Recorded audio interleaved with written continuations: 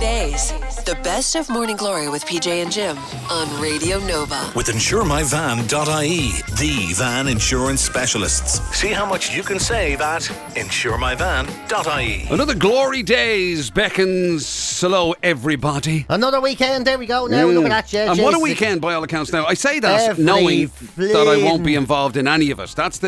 I can say that, I do enjoy a little bit of that, a bit of a sort of observing from afar, so what a great weekend, and everything's going on, Longitude's going on, Taylor Swift's going on, there's that going on over there, everything's going on. Wow, what a great weekend. Which one are you going to, Jim? None of it. Oh, I'll be at Pride.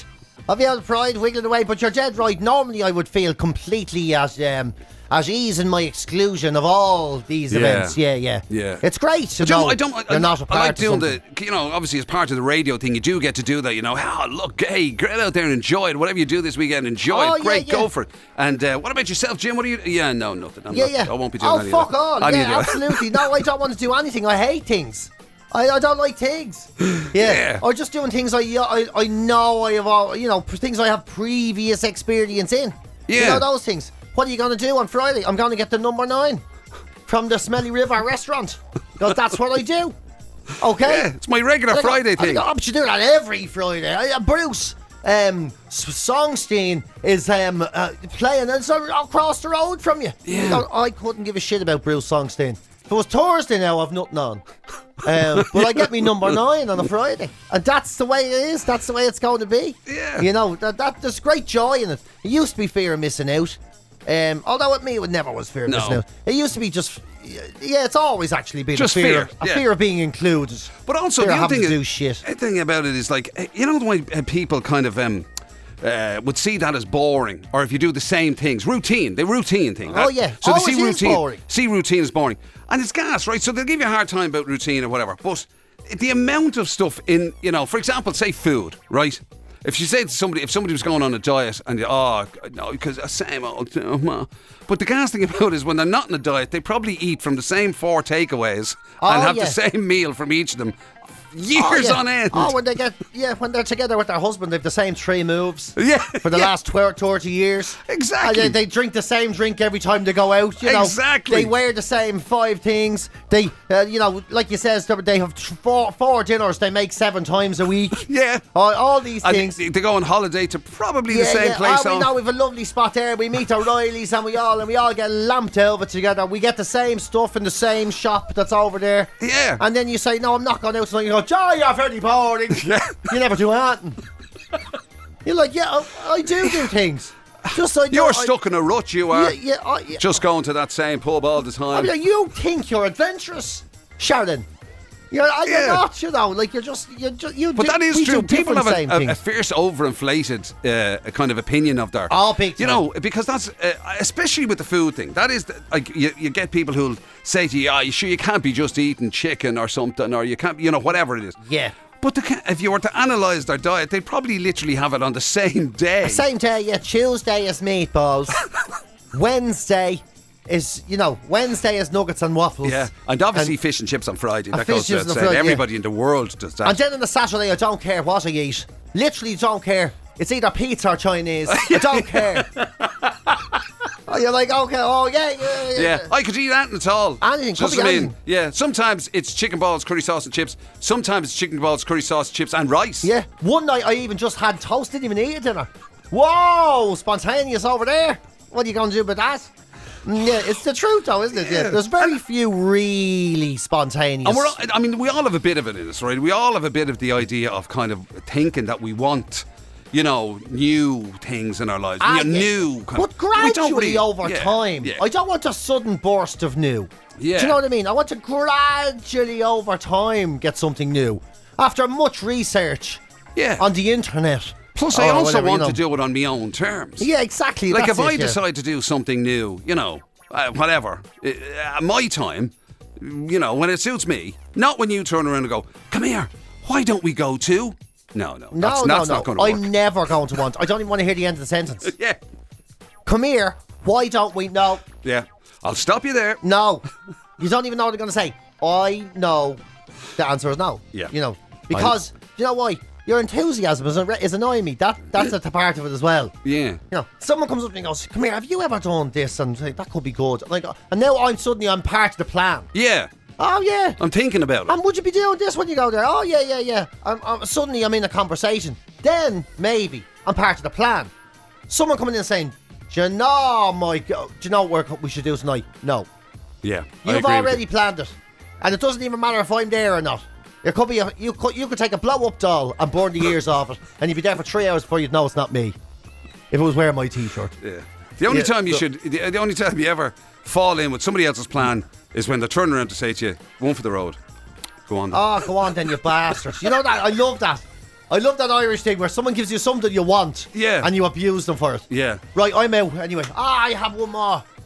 Oh, go on, I'll buy it for you. Oh, go on, you bastards. Jesus, I was going to go home and all. And you wank. Oh, Yeah. Are you you at the buying that for me? Do you have to get me another point? Oh, fuck you. No. Oh, what you do that for, you fucking idiot? Oh, gee, now I have to stay and have more crack. Yeah. You know, I don't worry about it, grand, you know. Yeah. That happens in life. It's amazing. Someone calls around to your house, you know, just so there you go. You didn't have to do that, you fucking tick. What'd you do that for? Take that back, you fucking idiot, you. Like, no, we got it for you. Yeah. We don't even drink whiskey. Well, I'll take it then. Jeez, look at the fucking dickheads after getting Kelly. Look. Yeah, that's exactly it. Yeah. And the other thing about it as well is even the most alpha male, right? Even the most alpha male suddenly loses all power when it comes to something like that. Because if you're explaining it to somebody else, you know, other half maybe or whatever, and it was like, "Pap on me a drink," you know, as though you couldn't. In all other parts of life, you'd say, "No, not for me. I'm walking away. I know, you know, I know what I want or whatever." But no, somebody buys you a drink and say, "I couldn't," and then sure, I was nearly finished it, and then PJ walks in and he bought a round. And it's like as though you're it's like you're some defenseless creature. As if you couldn't just go, "Sorry, I know you bought it, but I am leaving." Yeah, put that, you know, look, I'll get you one again because I'm going to have to get you another time. But that's not what you do. You do what you're saying, and then you go, and sure, then you can't leave. You buy 2 lads back. That's another 2 points. Buy it, yeah.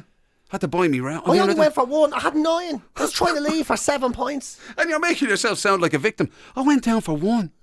And here I am, absolutely stocious drunk. I'm down there buying points for all them I didn't even want. And now you're giving me shit for being out for 17 hours. Jesus, you can't win. You can't win. Yeah, you see, that's what life does to you when you're just a nice guy. They always say that nice guy. I mean, and that's what happens. I was just trying to be a nice person. And this is what the thanks I get. Unbelievable. I got you a bag of chips on the way back. Oh, you ate them and all, but I did get them for you. Yeah. You know what I mean? Because I knew you didn't like the one, though. I put vinegar on them by accident, so I knew you wouldn't eat them, so I ate them. But that's not the fucking point, is it? You know why I ate your chips? Because I knew you'd be in a bad mood when I got here. That's why I did it. That's why I ate your chips. You're like, yeah. Wow. The unreasonable expectations. Yeah. It's that's the thing. And the more something is planned, I don't care. The more you dread it coming. Yeah. And it could be anything. Nelson Mandela, Elvis could come back from the dead and throw a gig in Croke Park, and someone say, "I have ringside seats." Right? He's actually having a boxing match at the start. That's how big this event is. I've ringside seats for you, Jim. Ringside seats. No, they had to put him in a boxing ring because he's struggling to stand up a bit. In fairness, he was dead for a lot of years. Yeah. But he's back now, and he's and he's singing.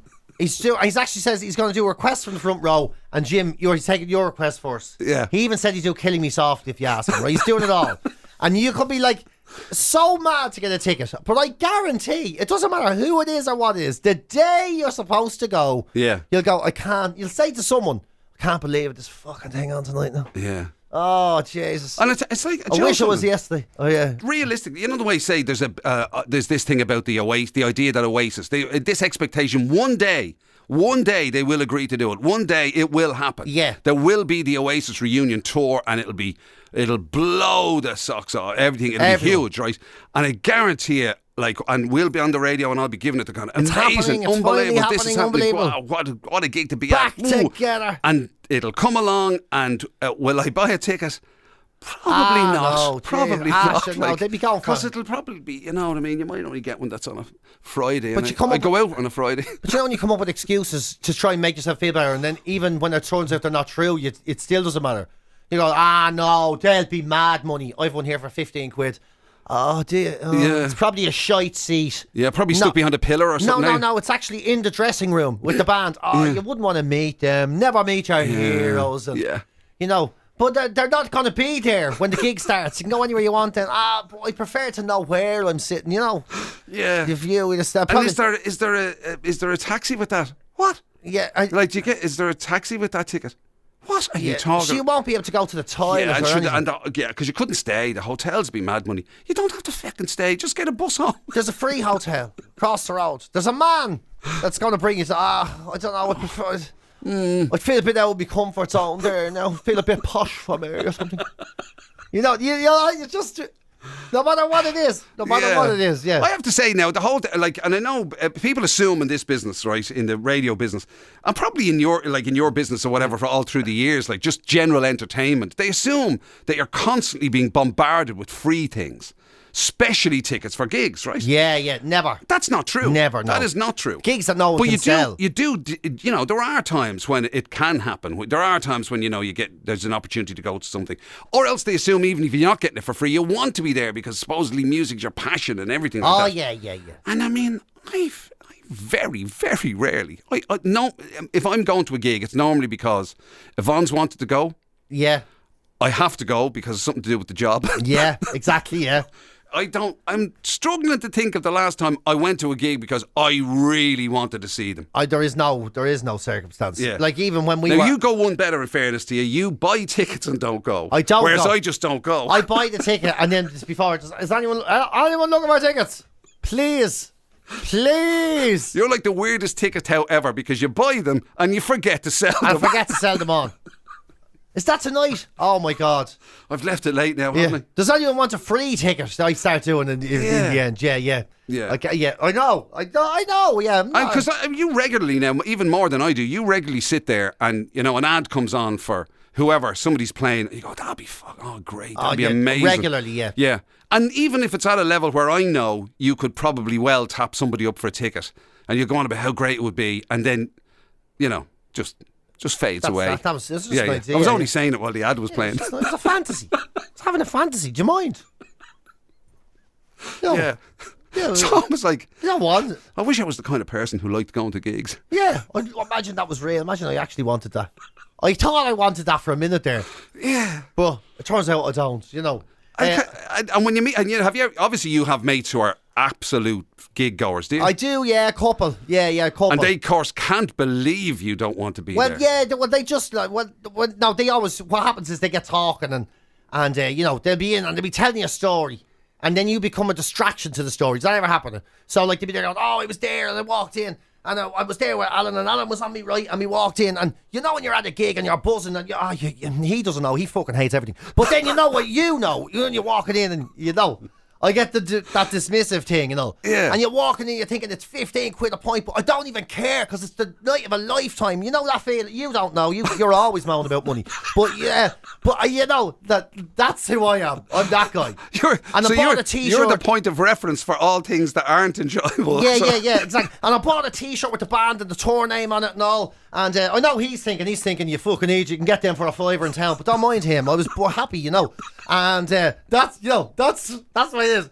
So I said I walked in. So you're literally the thing off which all else is judged. Yeah, they're doing. Like if you're ground zero for misery. For misery, yeah. And everybody when it comes around. to public events, yeah. And I was walking up and I couldn't believe it. He leaned down on the stage, he handed me the microphone. And I was there, I got a chance to sing. Now I know he's thinking that you can't sing anyway. What you sing for, you fucking idiot? But I was having the time of my life. I really liked it. I'm so glad he wasn't there. Yeah. That sort of thing. It's like, one of the things that I get a lot of is the expression, you'd hate it, Jim. You'd hate it. I hear that all the time. Somebody is saying something that they've absolutely loved, they've enjoyed, or they'd recommend to anybody, and they tag it with, you'd hate it, Jim. Yeah, it wouldn't be for you. Because it could be anything. Could be like a bit of sort of, it's, very public, or it's very crowded, or it's very something, or it's very whatever. It wasn't in Roundwood. You'd hate it, Jim. Yeah. You had to park. Yeah. And you had to get up and do something. Oh, Jesus. Oh, Jesus. You'd hate it, Jim, no, in fairness. Not for you at all now. But. Loads of people there that wanted to chat and all. You'd hate it, Jim. You know what I mean? Yeah. So you get that as well then? That's a relief. I do. With public events like that, Like, I'm going to Pride on Saturday. Now, I'm going to love that because it's all my rules. I walk in when I want, I walk out when I want. It's not really formal, that, though, is it? No, that's the thing. There's no rules. Yeah. It's all my rules. I can turn up and go, yeah, pay in the hole and go home. Or I can turn up, enjoy it, and hang around. You know, I can get as far as O'Connell Bridge and go, maybe I just want... I forgot me trousers. Maybe I just want a coffee and a burger and a look at you all walking off away from me. Yeah, You know, it's all my rules. So I love them things. You know, football. You can literally be like that guy you told me about who'd had a few too many on board and was trying to cross the street. Oh, that was amazing. He was trying to show support. That was the best part. With Pride a few years ago now. And I remember we were thinking... Dublin is really, it's becoming forward thinking. Yeah. You know, because everyone's going with it. But some people are trying to be supportive, but they're still, you know, like your granddad. Still slightly getting it wrong. Yeah. And there was a lad with a bag of cans wearing a pride flag like a cape, walking around. And he was holding a can going, come on the girls. Up the girls. Go on the girls. Fair play. There's nothing wrong with it. Brilliant. You know, brilliant. Yeah. Now, the fact he didn't know whether he was wearing a pride flag, a Palestinian flag, something that fell off a promotion for Burger King. Genuinely probably thought it was his jacket. Picked up the wrong thing when he was walking away. So there. But so if all else failed, you can literally... Yeah, the motivation was right. His intention was really good. So if all else fails, you can literally rock up, go on the guys, and go home. Go on the guys, yeah. It's like David Savage used to say years ago. He goes, oh, you know, like gay rights and all, it's great. You know, maybe they say we're all a bit gay. Maybe we are. You know, never. Maybe I just haven't met my perfect man yet. That's all. Now I hope I never do meet them. You know what I mean? But like, but you know, you're nearly supported. You're very nearly there. But absolutely, nearly, absolutely. Right. Well, whatever it is, hopefully you're going to enjoy it. Well, that's me now on Saturday with a bang of wearing somebody else's jacket and a pride flag. Yeah. Anyway, listen, whatever you end up doing at the weekend, enjoy it. If you spot PJ, by the way, in I don't know, somebody else's jacket and a pride flag with a bag of cans. Yeah. Make sure and tell them they're doing their best. Yeah, be supportive to them. Be kind. Yeah, be kind, everybody. Be kind. Whatever you end up doing, enjoy it. We'll get out of here and leave you in the capable hands of some of the best bits from during the week, will we? Yeah, let's do that. GloryDaze. The best of Morning Glory with PJ and Jim on Radio Nova. With InsureMyVan.ie, the van insurance specialists. See how much you can save at InsureMyVan.ie. If you think you know your music, right? Obviously, PJ there has, fessed up lots of times that, musically... I know my music. It's Glenn Medeiros' birthday today, for starters. Exactly.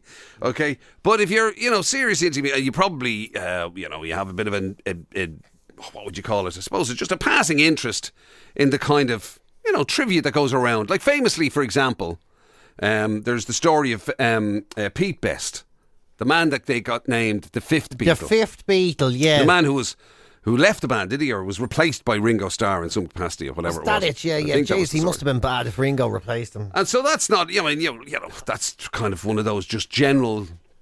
relatively common knowledge things, I would have said. Yeah, but who's... Well, no, is that where it stops? How many Beatles were there in reality? Yeah. Because... Was the Fab Four really just the Fab Four? No, it was the fantastic... That doesn't work. The Spectacular Six, according to Rod Davis. Rod Davis, who now says he is the sixth Beatle. The sixth Beatle. Rod Davis, he says he was a childhood friend to John Lennon and he turned down an offer to join the Beatles because... he didn't like rock and roll. So the sixth Beatle, just to be very specific here, not that I want to nitpick, but the sixth Beatle, Mr. Rod Davis, was never in the band. Yes. He said no. He was never in the band. I was never in the Beatles. Therefore, I am the sixth Beatle. Yeah. This is his whole thing. But because he was asked, if he, maybe he was asked. He was in the Quarrymen. And had he have said yes... then maybe he'd have a claim. Yeah. But he said, no, I don't want to be in your band. He was never in the Beatles. He was in the Quarrymen, right? Right. And he was in the Quarry, which was the band before the Beatles. John's band before the Beatles, was it? One of them. Yeah. One of them, anyway. The Quarrymen was the origin band. And he said he bought a banjo to play in the Quarrymen way back then, right? Wow. He certainly didn't like rock and roll. Yeah. And he didn't really like the banjo either because he never learned to play it. Oh, brilliant. But he had it on stage with him at a gig that the Quarrymen so I'm just saying, So the man claiming to be the sixth Beatle, Yes. first of all said, no, I don't want to be in your band. Yes. And secondly, couldn't play an instrument. Yes. What did he do in the Quarrymen? Well, it wasn't a banjo. He stood on stage with a banjo. Yeah, and he strummed it and now he says, because it's a piece of Beatles history, once again, because it's a piece of Beatles history, he's willing to sell the banjo reluctantly for like $5,000 is what he's looking for the banjo. So Only $5,000. only $5,000 for a band. And once again, just to remind everyone how valuable this is a banjo that was never used by anyone that was in the Beatles. Yeah. A banjo that literally has no association with the Beatles. But nonetheless. This reeks of one from of those. a man who, again, was never in the Beatles. never in the Beatles. $5,000. A snip at $5,000. This is like those lads you meet in pubs and all, and they tell you, oh yeah, I was the best 9-year-old in trials for Liverpool in 1947, and I just didn't make the last round because I kicked a fella. I kicked a ball, I hit a fella in the ear, and he was a bit of a teacher's pet, and I didn't get it. But I played for Liverpool. You didn't. I'm sorry, but Never it does happened. From your man's point of view. Oh, it's great that he was a friend of John Lennon. I'm sure that was, and in fairness, he was definitely a member of the Quarrymen, was he? I don't know, man. I don't even know if he was You're really starting to making question John. that. Yeah. But it does smack a little bit of every lad you meet in a boozer who's like, I could have been a contender, or I was, whatever. Yeah. And you Oh, just it does. weren't. I know. Do you know what I mean? Honestly. Imagine a fella saying to you, here, come here, do you remember when Dublin won the All-Ireland, right? In 1983, do you remember that? Yeah. Well, I was nearly in that team. Because, bear with me, right? Right. Bobby Doyle, right? I was in his class in school, and he asked me if I wanted to play football with him up in Vincent's at under 11s. I says, no. Yeah. But if I did do that, I'd have probably been in that. I'd have probably been in that All-Ireland winning and I could have side. won it in 1983. I don't suppose you want to buy a pair of football boots. Yeah. It's like yeah, I saying, still have them. Yeah. I could have been in the commitments. Really? Yeah. I remember when the auditions were on. All right. And did you go? No. No, I didn't know. So you didn't go to the auditions? No. So I couldn't play an instrument. Right. So how were you nearly in it? Because I lived in Dublin at the time. I don't suppose you want to hear me sing. I walked by. Yeah, walk right by it. There was a big queue and all. By the way, do you want the T-shirt? I have a T-shirt. I have a T-shirt, Do you want to buy it? Was it from the movie? No, I bought it on Halfpenny Bridge. Glory Days. It's the very best of Morning Glory with PJ and Jim on Radio Nova. We did say earlier on, we mentioned the fact that we played, I think it was Beat It, was it? From what did we play earlier on? It was Beat It, Was yeah. it Beat It? It was Beat It. And we were saying it was 15 years since Michael Jackson had passed, right? I think we actually played it more to do with the fact that Eddie Van Halen, did you know Eddie Van Halen went in about 4 years ago? Yeah. We don't need to revisit that whole conversation. Not at all. No, Not at all. that was way. Wow. But anyway, the Michael Jackson thing, 15 years seems like a long time or whatever. And then we came across this story that strangely is connected to us. Because you'll have known of, famously, you'll have known of his pet chimp. His pet chimp, Bubbles. And Bubbles, we remember, was it like he treated him like a son, and they lived together for a long time. Bubbles was a huge part of his image. He was on his album covers, I think, or he's in album pictures and all of that, and they did press tours together and all that. Anyway, it didn't work out in the end. Bubbles wasn't suited to showbiz, and he retired from showbiz. And I'll be honest, Did he retire after? So he didn't he wasn't with Jackson till the end. No. Well, this is it. I thought that happened too. I thought poor old Bubbles had his day. Bubbles is not dead. Bubbles is alive and well. And this is great news for Jim McCabe because he's lived the life Jim has aspired to live for so long. When Jim does retire from showbiz, there's a really... let's hope we can get him into where Bubbles is today. That happened a long time ago. It's just... I haven't stopped coming in. Well, he's in a retirement home. A retirement home. He is, yeah. The Centre for Great Apes in Florida. Have you... Jim, I wonder can we get you an opening? And he's got so much... There's a retirement home for great apes. He's 41 years old. He's retired. He's in the retirement home. You've got to retire at 41. He is actually living my life. He is, and he's very like you. He's 4.5 foot. He's living the high life. He's He's doing exactly what Jim has always wanted to do. Wow. He's great activities, great friends. He likes to watch TV, and he likes to play games. They say he's built himself a nest under a tree where he goes every day. Jim, this is literally perfect for you. When have you not said you would love a big nest under a tree? I tell you. He has his midday naps. He takes a daily midday nap around 1:30. Yeah, that happens involuntarily in my case, but still. There you go. Once you have your nest, you can nod on and off in and out as much as you want. He interacts very well with visitors. And while he does like listening to music, he doesn't like watching old videos and it's behind him. He's moved on. I do that as well. I never go back. I wouldn't, of the many radio stations that I've worked for, I'd never go back to any of them, you know what I mean? Once I closed them down, I kind of moved on. Yeah, much like Bubbles, you like to slam the doors.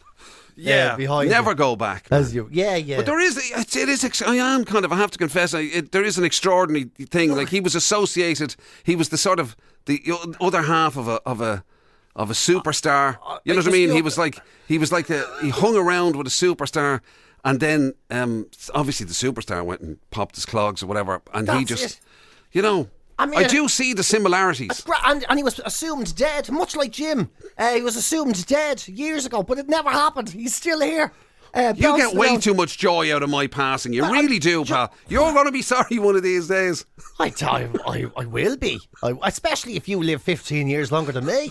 If I'm like Michael Jackson, what happens there? What happens if I'm out one night enjoying myself in my red leather jumpsuit and it all goes wrong? Yeah. And, and then there's Jim McCabe, living it up in his life. Having found a good retirement home.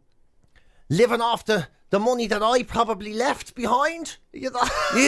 That's the one part that we haven't established is exactly what you're leaving to me when you do go, because you're the star here. You're the one that's going to burn out. Let's face it. You're the one that's going to go in a blaze of glory, right? And I'd say I'll just have to pick up the money, ashes, and move on and into a nice, easy life. Yeah, away from the showbiz, clamour that I've had to endure. Yeah, you're right. And in fairness, all joking aside, I am the one who will probably have the premature end. That is true. When it comes to motorbikes and illnesses, now, as much as I slag Jim off about, I am probably the one who will have the premature end. I would be the more Michael Jackson-y in that element. Jim can't have a premature end. It's gone beyond that already. But, Thank you. You're saying I've gone too far to die young. I'm not even joking. Wow, that is harsh, man. I'm not even joking. You were hoovering up there the other day, and I was having a chat with the rest of the staff here, and we says, do you think it's time we rang someone? And we all says, no, well, let him do the hoovering first anyway. Gives him something to do. Since he built his nest in the car park, he really hasn't been the same. GloryDaze, the best of Morning Glory with PJ and Jim on Radio Nova.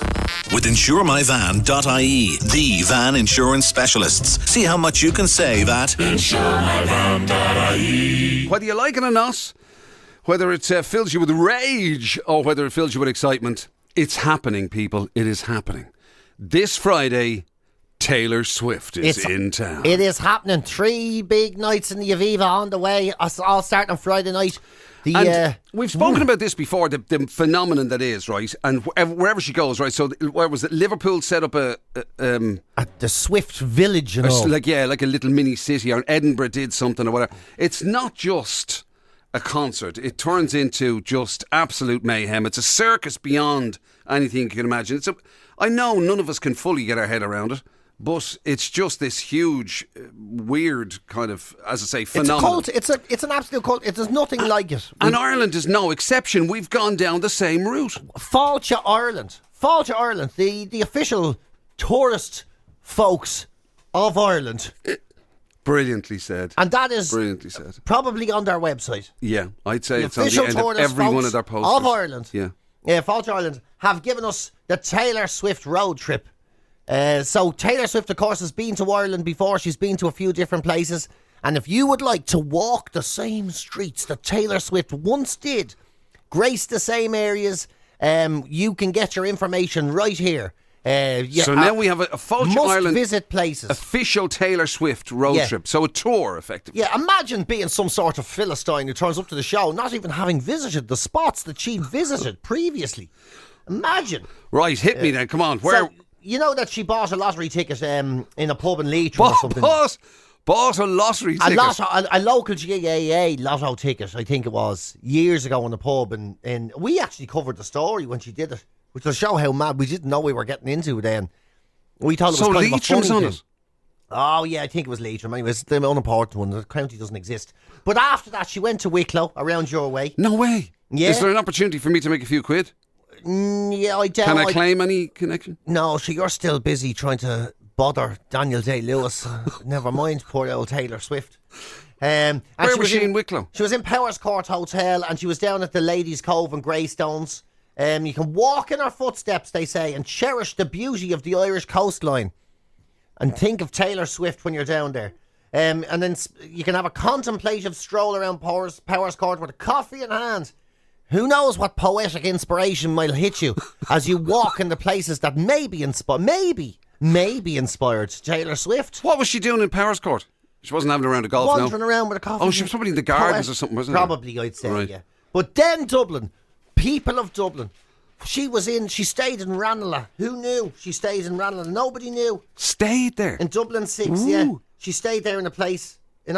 How long are we talking now? Are we talking overnight? Probably. Or are we talking like for a few weeks? We don't even know. Oh. But all we know is she was in a place there called the Coach House for a while, and it says walk the same streets as Taylor as you take short breaks in Ranelagh, one of Dublin's coolest neighbourhoods. Take a stroll through the beautiful Dartmouth Square or visit Ranelagh Village Market. Maybe enjoy some dinner in the Butcher's Grill. Oh, God. Did she do all of that?